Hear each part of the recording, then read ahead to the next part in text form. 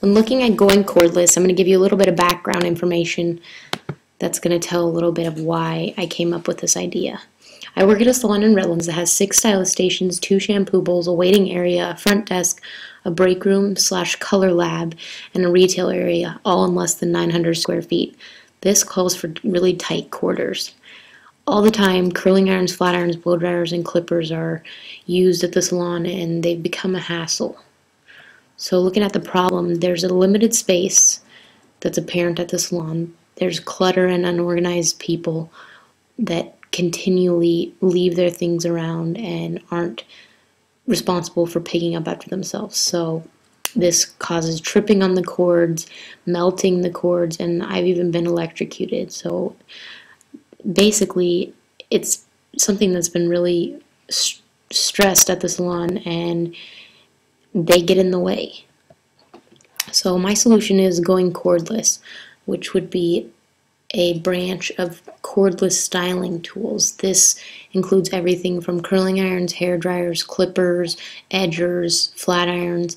And when asking around what professionals and what people look for in a blow dryer or any other type of machine when it comes to styling, is a lightweight design, a quiet motor, hot and cool settings, ionic technology, high wattage, and a long cord. So looking at the industry, the beauty industry itself is net worth about $5 billion. Over 250,000 salons are in America alone. Looking at professionals that get their licenses every year, there's over 50,000 licenses given each year. So the industry is really pretty big and already growing. Looking at the 5 forces in an industry analysis, there are certain barriers to entry. When looking at the brand loyalty, people are not always consumed by brands. It's really about what works best in this sort of situation.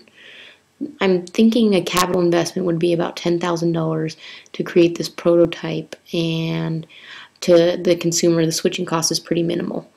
Government safety regulations do apply because there are issues with keeping the product safe and basically giving a more a safe warning about these dangers of the products.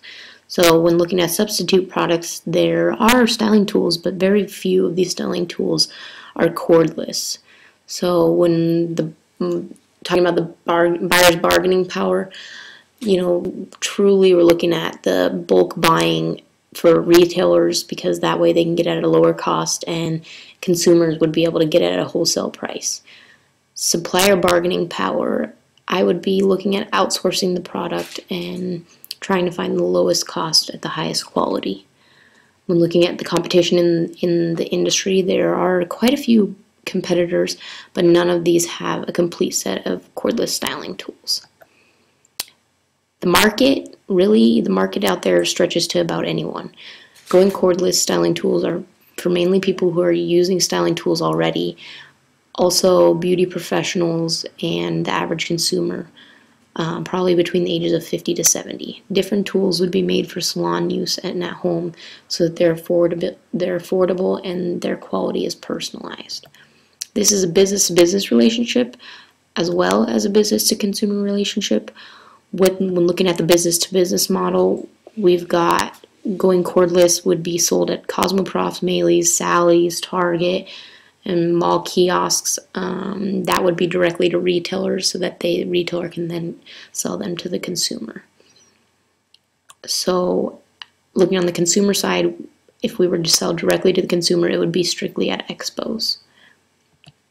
How to market, we're looking at really penetrating the market by mall kiosks and infomercials, and then hopefully getting a little bit more into the expo side and then into the professional beauty stores and large retailers. So it'll take a lot of advertisement and just a lot of word of mouth, getting on Facebook and that sort of thing, just to get things exposed at first until the product gets out there. Looking at our competition, there's a little bit of different competition depending on the type of target market. If you're looking at selling it to professionals, we've got some competitors with Paul Mitchell, Chi, Helen of Troy, those sort of things.